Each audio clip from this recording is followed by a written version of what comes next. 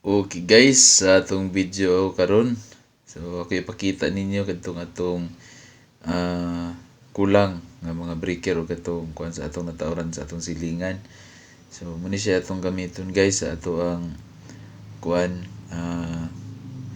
sa pinakadulo sa atong kuan ba, sa atong breaker para sa line, para sa linya na gid siya para dili na maglisod ang tag-iya sa pagtusok sa mga kuan diri sa mga wires ba. So negative positive na to siya.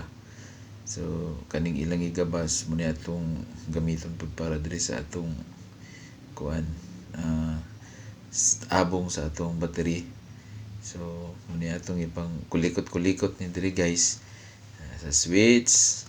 So nagrosca na to diri ani sa ato ang kuan, sa ato ang para sa atong panel nga may atong butangan sa atong mga breaker ba. Ato ning gihukasan diri kay wala gipaningot na gid ta. So mahuman ra gid ni pong adlaw karon na ning adlaw mahuman. Awa na ligo na kayo, pwede na kayo. Atong itestingan diri guys ang gikan sa panel kay para atong masiguro kung ang atong gi sunod ganin mo ba gyud ang positive ba gyud o ang negative ba gyud para dili ta masayop sa pag kunik-kunik. So siyempre ato yung ayohon naghugot para di gyud na siya ma lose contact. So ato yung siguroon nga matarong gud siya. Then ato pong sukdon kung ang atong mga wires nga gigamit di pud manglabaw.